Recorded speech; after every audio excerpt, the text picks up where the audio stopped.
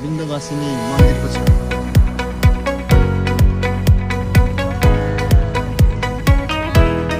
अहिले फेवातालमा छौँ।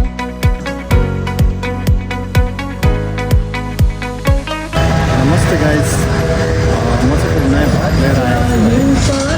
अस्ति हाम्रो जोरपाटीबाट चाहिँ हाम्रो यात्रा सुरु हुँदैछ। अहिले म चाहिँ यहाँ जोरपाटीमा छु, जोरपाटी छु।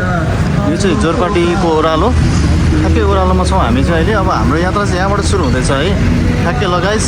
अब यो यात्रा चाहिँ अब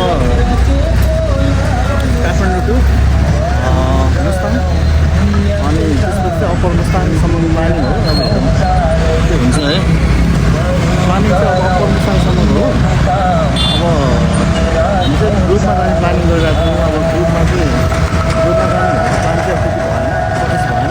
अब हामी चाहिँ दुईजना मात्रै चाहिँ निक्लिनु आँटिरहेको छौँ। अब हाम्रो यहाँ टायर बनिरहेछ, यहाँ टायर फेर्नु पर्ने छ, बाइकको टायर फेर्दैछौँ। नयाँ टायर हालेर जानु पऱ्यो नि त, फेरि बाटो एकदम अफरोड छ। अब के छ, अब धोकासोका दिन पनि सक्छ भन्ने हिसाबले ल गाइस है। यो मेरो चाहिँ नयाँ भ्लगमा स्वागत छ सबैजनालाई। अब एकचोटि चाहिँ सब्सक्राइब लाइक सबै गरिदिनु होला है। ल अब बाटोमै भेटिने छौँ हामी चाहिँ।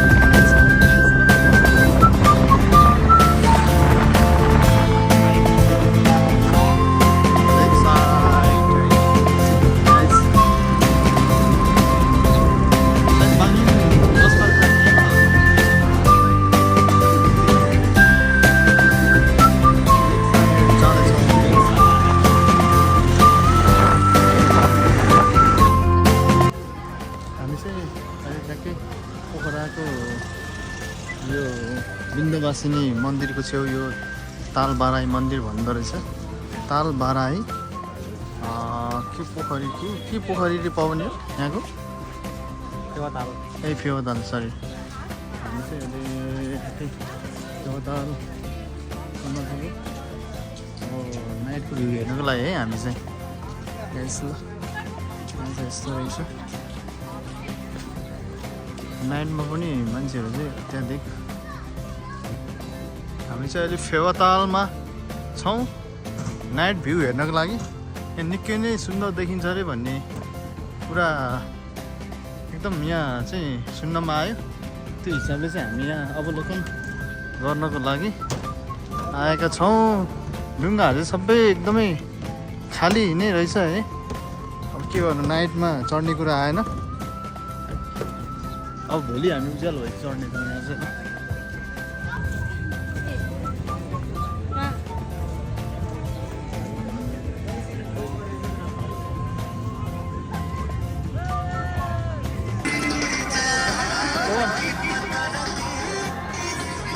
अहिले कहाँ छौँ अरे लेक साइडमा छौँ पोखराको लेक साइडमा र मनोरञ्जनहरू सबै हुने रहेछ यहाँ चाहिँ नाइटमा पनि कति मान्छे यहाँ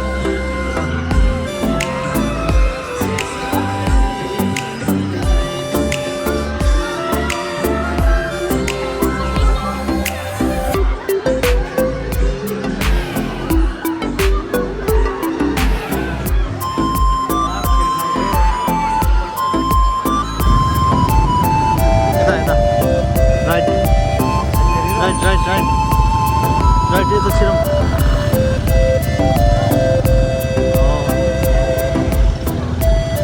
तल्लो चोकबाट घुमेर आउने अब